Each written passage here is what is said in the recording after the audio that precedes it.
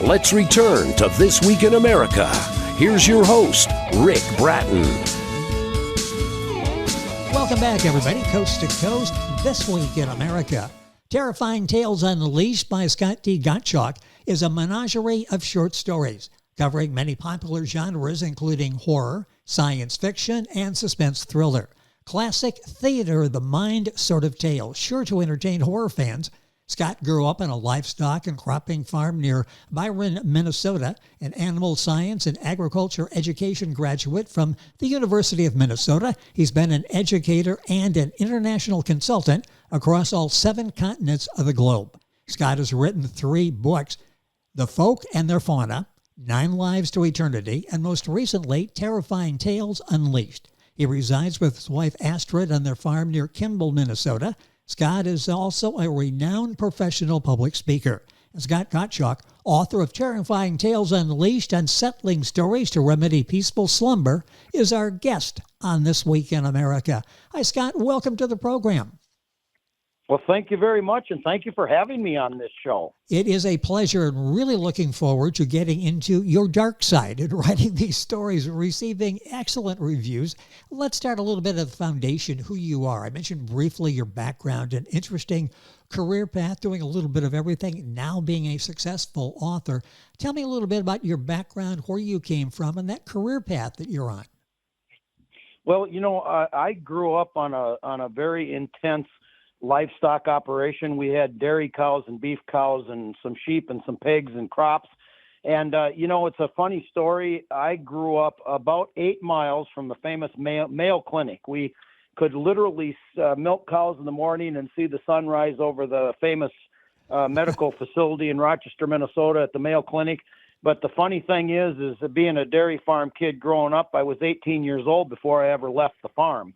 We just had so many chores to do. We didn't go anywhere and visit friends or relatives or go to weddings or any of that kind of thing.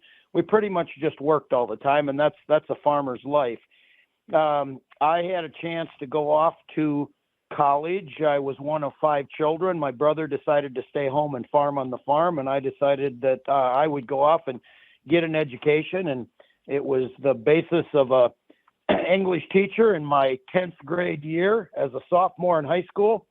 She found an interesting fact that she said I was a gifted storyteller, and I'd never had anybody ever do anything but scold me for being kind of a loudmouth kid in the back row telling stories all the time. And she said, if you can learn to write some of them stories down, she wanted me to someday find her and bring her a copy of the first book that I ever wrote. And that was when I was 16 years old. She made that suggestion. So believe it or not, I end up in college as an 18-year-old. I'm a farm kid. I'm first time off the farm and into the big city. And I started taking some professional writing courses and some, general composition and English courses. Yes. Because the English language is a challenge. And I got myself a portable typewriter. I started pecking away on a portable typewriter, and I, over the course of my 4 years in college, I wrote my first book, which is The Folk and Their Fauna. I was inspired by Dr. James Herriot, who wrote All Creatures Great and Small, All Things Wise and Wonderful, and in his very famous, internationally acclaimed books. And he was my mentor, if you will, at least my hero and legend, and I hammered out my first book before I actually graduated college. So then I got married, moved on, started dairy farming, started working as I was a high school ag teacher for a while, and then I ended up being an international dairy consultant, working with dairy operations in many different countries. And ultimately, every now and again, I'd come back and start writing and hammered out a couple more books over the years. So yeah, kind of a quick go around of my life history. Well, it's an amazing story that someone at age 16 was able to ignite this spark that's been a successful writing career along with other aspects of Kurt's career. Our guest on the program is Scott Gottschalk. That's Gottschalk.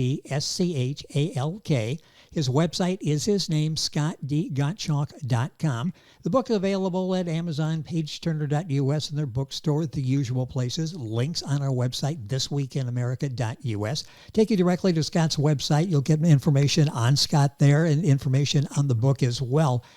Why did you choose the subject matter? Let's talk about the subject matter for the other two books, because different than this one. How do you go about changing or deciding on a subject matter for your books? Well, that's probably one of the greatest questions I get asked all the time, because I totally did a 180.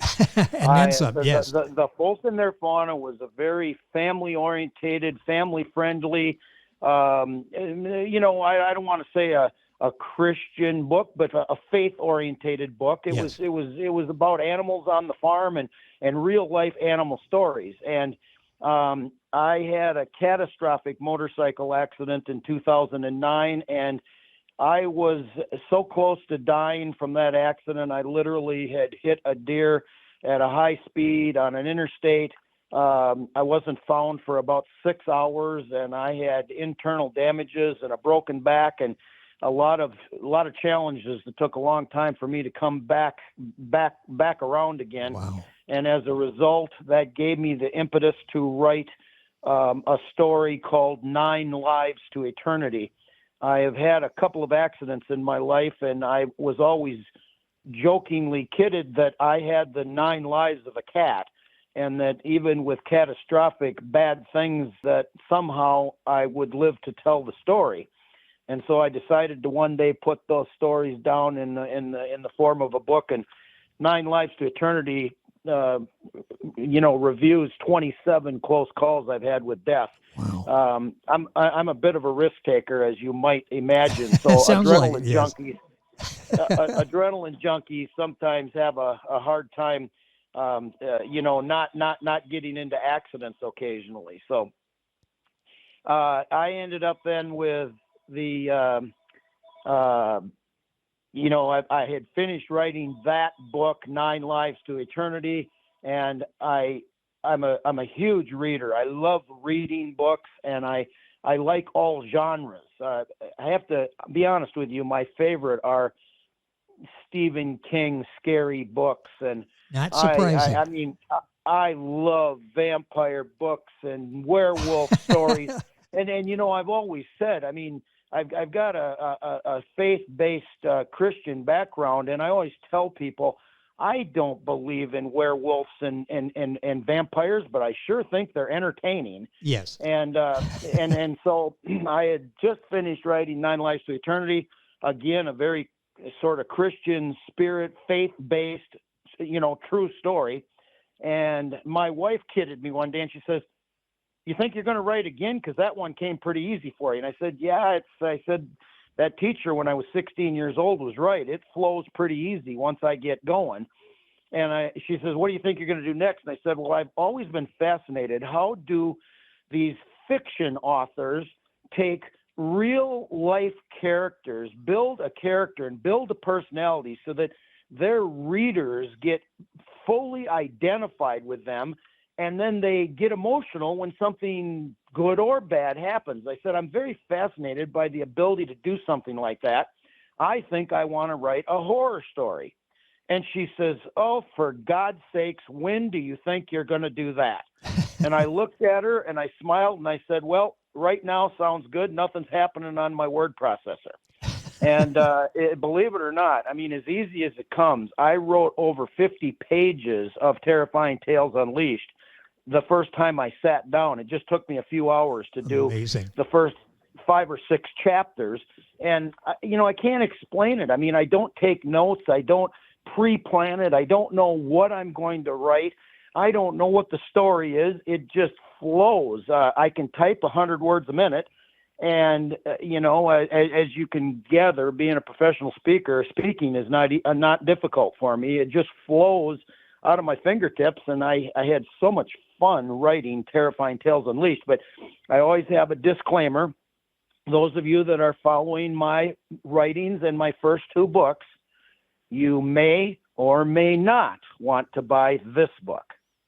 I think everybody wants to buy this book. I'm reading non-horror people that have read it that are going, this really is good. The way he carves the story, the way he develops characters. And you're right, we feel an attachment to them one way or the other. It all comes alive in Scott's book, Terrifying Tales Unleashed, Unsettling Stories to Remedy Peaceful Slumber. I love the subtitle. That really says it all, because you're not going to get a good night's sleep after you read some of these stories. They're going to be playing back in your mind as you're laying there in the darkness trying to get some sleep. How much fun was it for you writing this? I mean, it sounds like this really was a labor, and I'm going to want to use the word labor. This was a joy for you, it sounds like. It really was. The first book was a challenge because those were the days on a manual typewriter. If I didn't know how to spell a word, what did I do? I looked it up on a dictionary. Yes. If I needed a bigger word, I pulled out my thesaurus. Nowadays, word processors, it's almost like cheating. It does so much of the work for a writer, it's ridiculous. It corrects it. It corrects the spelling. It gives you different word choices. So, it's so much easier today than it used to be when you're pecking it out, one letter at a time on a manual typewriter. But yes, when I got to the Terrifying Tales Unleashed book, it just was so fun. I had all these different ideas that just rolled. Like I said, I didn't pre-plan them. I would start every chapter with a title. I literally named the title, then wrote the story out of my own mind, just sitting in front of my computer, and it would just come as fast as possible. Now, I'll use an example, okay? This is a funny story. In order to create live, realistic characters, I asked permission of different friends and family if I could use their sort of a personality as a character in a fiction book, but it was probably going to be a bad outcome. And so I'll use this example. My sister, Sally, I grew up calling her Sissy her whole life.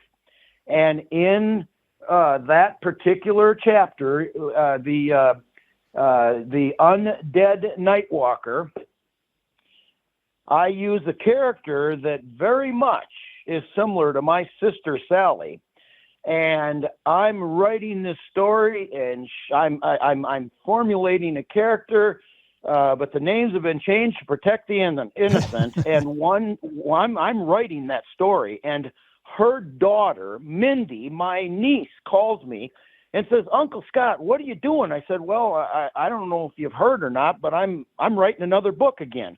"Really? No, Mom didn't tell me that." I said, "Yeah, it's just a blast. I'm having so much fun doing this." And she says, "Well, what are you doing right now?" I said, "Well, I'm in the process of killing your mother." "Why?" and she says, "What do you mean you're killing my mother?" I said, "Your mother is kind of a main character."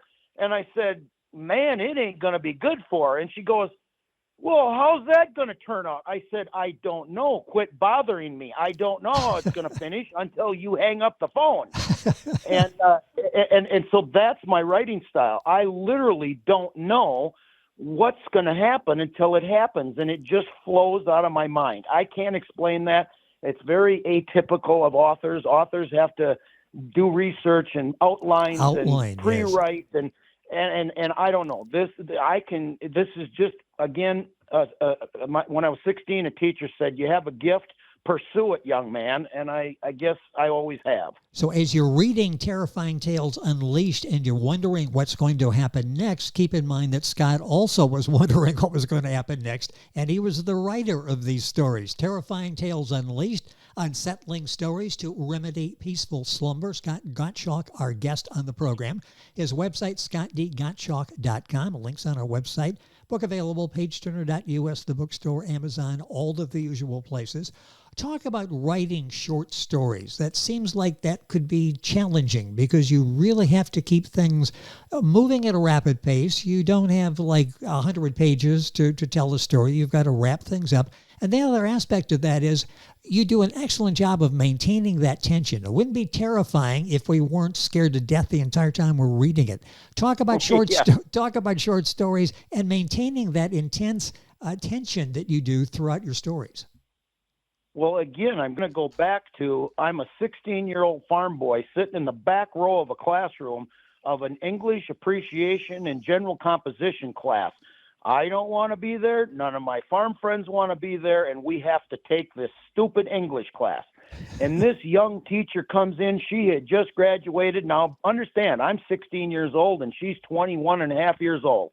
Back in 1971, I'm telling you, the girls wore short skirts, had long hair split down the middle, and she was a looker, I'll tell you.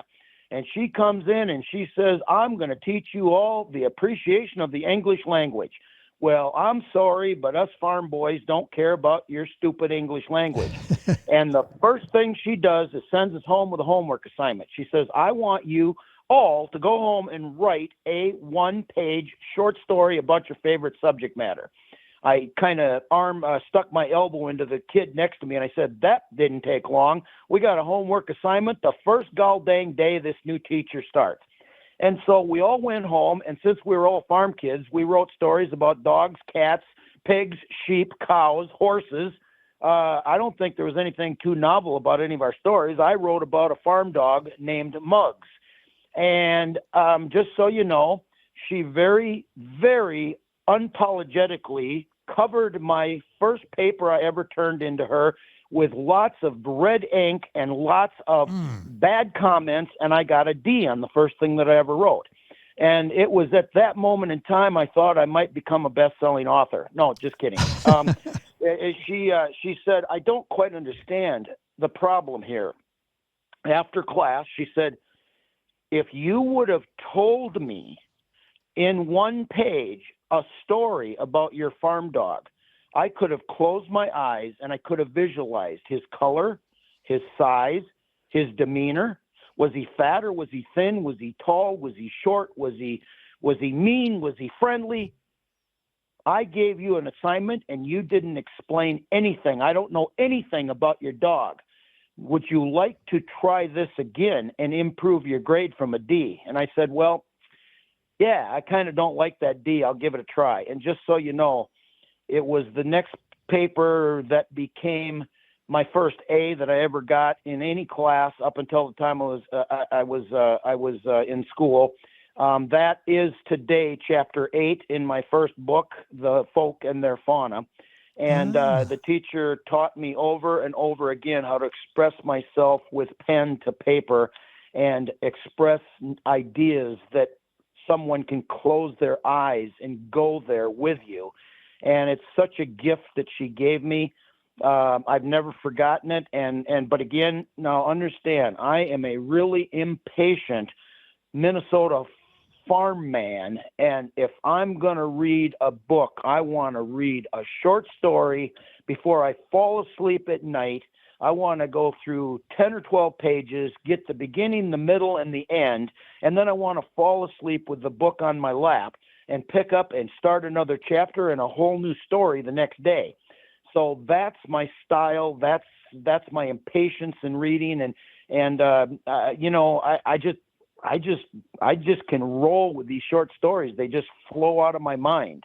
Well, as a reader, we say thank you. That's what we're looking for. Sometimes these books go on, and it's like I really wish he would have maybe had an editor that eliminated like about 40% of this, because he can tell the story without all this extra information. You get right to the point. You keep it moving. You keep us terrified the entire way through the short stories. Terrifying Tales Unleashed. Scott Gottschalk is our guest on the program. Time going by so quickly. I would like to talk about you are an internationally known speaker. Talk about that and the similarities between what you do as a writer, that creative process, and as a speaker. Well, that also just is very fascinating to me. After I wrote 9 Lives to Eternity, I got asked if I would start speaking to different groups. I would speak to conventions and annual meetings and, certain Christian events and certain different things. The State Postal Service annual meeting. I mean, I was getting calls to do these different talks, and guess what? Short storytelling is no different. I mean, it was so easy to to give the story of a chapter. I mean, it was a real story. It really happened. I don't have to read notes. I don't have to study paper. I don't use PowerPoints. I just very passionately tell a story. And I started speaking, sometimes 100, 200 times a year at different things. And believe it or not, that sold a lot of books, which I never expected to happen. I didn't expect that writing was going to lead to a speaking offshoot of my career. But I lovingly say this, I have met a lot of authors. I have done book signings with authors that, I've been in rooms sometimes where there's 10, 15 authors and we're all signing books and selling books. I don't mean to pick on them, but a lot of them are a lot better writers than they are speakers, okay? Yes. Yeah. And yep. Some would argue I'm a better speaker than I am a writer, so we'll just leave it at that. Well, I would think that structure that you have as an author would play a big role in your success as a speaker, because you know how to capture attention, you know how to keep the story moving. You know, there's a beginning and a middle and an end. It all fits together so well for Scott. Scott Gottschalk is our guest on the program, Scott D. Gottschalk. If you're Googling, that's Gottschalk. His website is scottdgottschalk.com. We'll find book available, pageturner.us, the bookstore, Amazon, Barnes & Noble, usual places. Links on our website, thisweekinamerica.us.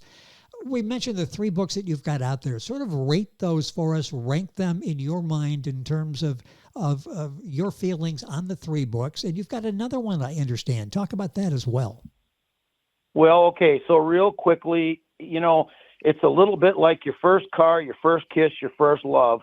I have a little bit of passion for the folk and their fauna because I love animals, and animals unconditionally love you back. So that is a forever favorite out there of mine. But, oh my goodness, my writing style and things matured as I got older, obviously. I think the most touching revelations would be in 9 Lives to Eternity. And there's some, I remember one evaluator one time said, I hate to sound morbid, but I couldn't hardly wait to get to Scott's next chapter in 9 Lives to Eternity to figure out how he was going to try to kill himself next. Wow. And so that's a little bit of a funny story on that. But anyway, I'm very proud of that book. But honestly, I think to this date, my best work is Terrifying Tales Unleashed. It's fun. It's fast. It takes you through a bunch of emotions. You're hoping this doesn't happen, or you think you know what's going to happen, and then, I'll just tell you, I got a werewolf story. It's not going to be like anything you ever thought about. I've got a vampire story, and I'll guarantee you it's nothing like anything you ever read about or saw in a movie. And so I try to put that different twist in it, and then fast forward to the next project I'm working on. I'm a very passionate long-distance endurance motorcycle rider. I currently hold a handful of world record long distance motorcycle endurance rides. And I'm going to next May, not this May of 2025, I've been approved by the Guinness Book of World Records to attempt to ride 120,000 miles on my motorcycle in 120 days. And I have to do more than 1,001 miles every single day. So it's every day over 1,000 miles. That's 17 or 18 hours a day on a motorcycle for 120 days. And I hope to raise $1.2 million to fight human trafficking and sex trafficking of young children in the United States. And so that's my world record attempt. That's my my 501c3 charitable, it's motivational missions is what I'm raising money for, to go to fight human trafficking. And oh, by the way, I am halfway through writing the next book that's going to tell the story of what does it take to attempt and pull off a world record. What kind of planning does it take? What kind of pain does one go through trying to attempt to ride a motorcycle 18 hours a day for 120 days in a row? And what wonderful people do when they step up to the plate to help with something like that. So that's the next book in the works there, Rick. I'm overwhelmed with the magnitude of what you are attempting to do, and I love the reason you're doing this, the motivation, the organization that you're funding at. They're very, very crucial, especially in these times.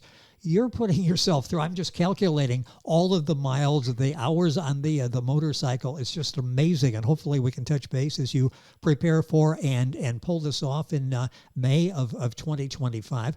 On your website, if you want information on Scott as a speaker as well, I advise you to go to his website, scottdgottschalk.com. You said that there, Scott helps clients reach their inner greatness and define their legacy. Legacy is important to you. What do you hope your legacy will be? When I'm dead and gone, I just hope everybody, and the good Lord says he tried every day as hard as he could and tried to make a difference. And I always believe in this. We come into this world with nothing. We're going to leave this world with nothing. Pay it forward and do some good. That's my motto. Well, you've been doing that your entire life, and such an inspirational story and such a terrifying book coming out of this inspirational author. The book is Terrifying Tales Unleashed, Unsettling Stories to Remedy Peaceful Slumber by Scott T. Gottschalk. You'll find the book available wherever books are sold, pageturner.us in the bookstore, Amazon, usual places. Links on our website. His website is scottgottschalk.com. Scott, a pleasure having you on the program. Hopefully can do this again. Congratulations on the success. Really looking forward to the next little over a year that you've got and planning for this record-attempting fundraising project you've got going. A pleasure having you on the program. Thank you for being with us. Thank you. It has been our pleasure, Scott Gottschalk. The book is called Terrifying Tales Unleashed, Unsettling Stories to Remedy Peaceful Slumber. Book available wherever books are sold. Information on our website, thisweekinamerica.us. And you're listening to This Week in America. Back after these messages. This Week in America is online. You can visit our website, thisweekinamerica.us. Scott Pinkerton, Associate Producer of This Week in America. Jay Anderson, Segment Producer. Ben Watson, Webmaster. Otto Bechet, Director of Engineering and TV Production. This Week in America produced and is a trademark of Blue Funk Broadcasting, LLC. For information on all of our guests and to listen to this week's show, our website again at thisweekinamerica.us. And I'm Sean Bratton, Executive Producer of This Week in America.